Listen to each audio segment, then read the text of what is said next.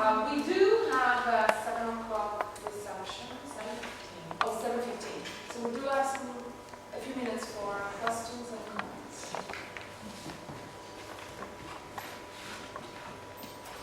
I have a question for Anthea. I really appreciate this guide in a way to Be as loud as possible. variety I of like films. I like to have you come here. Okay, to the variety of films that you're looking at. And one thing that I was curious about, because I've been reading recently studies on sort of the range of sympathies, sort of these mass studies that at times have for different sort of nationalities as well as race and religion, particularly as regards Vedanti. And I was struck by, in many of the examples you gave, how they sort of cover this vast range. And I was wondering if you sort of saw, a variety of representations, or were there a lot of similarities or differences in the way that perhaps that conditioned the representation of those Vedanti in these films? Yes, this is something I was looking out for because I had always heard that Filipino women were the most cherished and most sought after. There are Filipino domestic workers in Auspetex films, but I haven't found a Filipino Badante in any film, any care worker.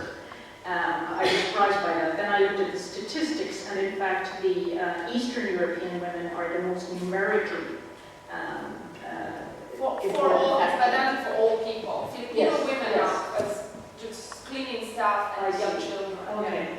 Specialized. Right, but what I'm trying to say is they don't occupy the foreground ever in the way that some of these, have scenes in which they're, at least in the scene, they're the protagonist. I haven't really found a scene with Filipino developed as a character. The Eastern European women are usually the elder care person in these films. Celeste actually is cares for her invalid husband, so she's a Badante, technically speaking, although she marries the guy she's taking care of. So she's an unusual presence here as an African woman who has penetrated the European household. That's not often seen. So, and I've also noticed the increasing presence now of men. There's a Sinhalese butler in Inter Paradiso, and then of course the Pakistani servant in the film we saw today. But these tend to be used for comic relief. At least it's my impression. And also, I just didn't mention in my paper, but there are some fake Vedante movies, like Las Conosciuta, I would call it fake Vedante, a woman who enters into the household and threatens the well-being of the family, and that figure appears in 3 or 4 other films, including L'amore e la cosa più bella. Okay, by Vanzina, yes. But there are a few others. That shows the underside, the fears about who this Eastern European woman really is and what she represents potentially. And just, I guess this is a response really both Cosette and Anya, kind of interesting comparisons perhaps, but especially what Anya was saying there about, in relation to the French film, the figure of the male, kind of Badante, the relationship to emasculation and also this kind of objected or, compromised masculinity, which is kind of somehow restored. And a similar kind of dynamic in La Nostra Vita, obviously, with the paralysed or handicapped neighbour whose partner is the I forgot my nationality now. I can't hear you, Catherine. Okay. The last part. What was the last part you said? I was just saying that the same dynamic, a similar dynamic in La Nostra Vita with the wheelchair-bound neighbour and the partner, etc., etc. And although Nessuno Mi Può Giudicare is obviously in a very different register and kind of doing a very different thing culturally, I wondered about this use of the of the kind of, I guess, racial other or ethnic other, as someone who's ultimately kind of present to perhaps shore up Italian masculinity in a particular fashion, and whether you would see that as something that works across different genres, or how that might work in other films. It's a very good, thank you, Catherine. I think it's a very good point. I haven't, thought about it, but I think I can understand what you're thinking of Ralbova as the representative of the Italian Latin lover and how he's used in the movie, and how the relation with the immigrants and that kind of encounter, right? Yeah, which ultimately kind of helps to restore a certain kind of slightly emasculated or defeated Italian masculinity, Italian male figure. But there's also the other dynamic, the opposite dynamic. I mean, the dynamic you wouldn't expect. For example, I think that these Eastern European women, by the way, are also racialized.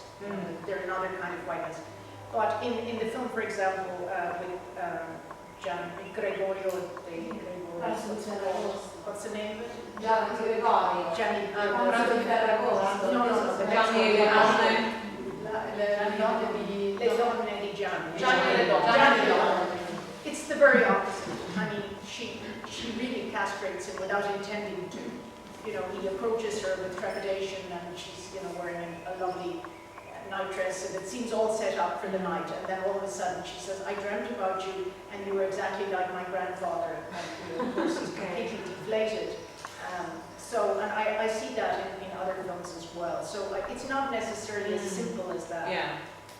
I was thinking exactly of Di Gregorio and Pranzo di Ferragosto instead, where he embodies the badante for one day, for three old women, and he's an old man. So there is a sort of relationship with this question of emasculation and providing care, being a man and providing care for the women. Yeah, he's an interesting figure because he makes fun of his own emasculation as an aging man.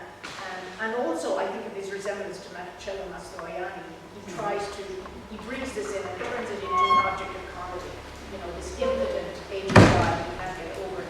It's in the second film, first. He can't get over his aging when he's got to be 70. All right, well, thank you very much. I have one thing to say, sorry, because it's about, we haven't really talked in this conference so far, at least I wasn't here this morning, but about laws about relationship. And I'm bringing this up because of the badante, right? And so it's very, the representations of the badante in Italian cinema have been quite positive. And I think, as Anya mentioned too, there's also other stories behind it. And I'm coming from an area that is crowded of badanti. I have plenty of stories to recount, which are not nice. Now, if we all agree that if there is somebody who goes to the house of an older person and pretends that this older person has to give them money, and is just cheating on him, and is just getting something out of him, and that person should be sent to prison, if we all agree with that, then we should do something about the badanti, which means not treat them not nicely, but have laws. Italy, there are other European countries that have laws that protect older people, and also people with handicap. I have known many older people and people with handicap who have been taken advantage by these people. And you really, I want to go also to what Loretta Bernardo was saying yesterday about what she's doing in schools is terrific. I think she's great.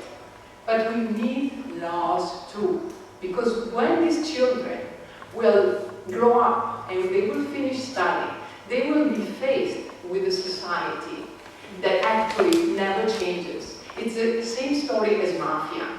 You want to do something, but if you don't have the laws and if, this society is a male society, corrupted society.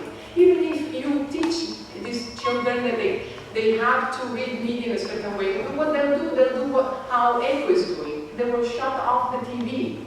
But we don't want people to shut off the TV. We want a different world. We need laws. So these badanti, many times, they marry 8-year-old, 7-year-old. Now I think we have a law that if they marry 8-year-old, if there's 20 years of difference, then they can have the presunzione di reversibilità. But these marriages are done many times. Well, I don't think we want to demonize the No, I'm not here. demonizing. I'm not demonizing, but I wanted to make the point that in order to go forward and have improvement, we need laws. Well, I think we would also possibly need laws that would protect the migrant workers, you know, Absolutely, equally absolutely, who are absolutely. delivering the services. I totally agree. Okay, I totally agree. Cosetta, if I may, there is also, but just there's one last comment. There is also one of the reasons why this is happening is because, speaking of laws, we do have laws, but we have wrong laws, like the Bossi-Fini from about almost 10 years ago. And that is a law that makes it impossible for these workers to get certain kinds of visas. And so the marriage thing also comes into play. Because, but if I get married, I get the pension back. We need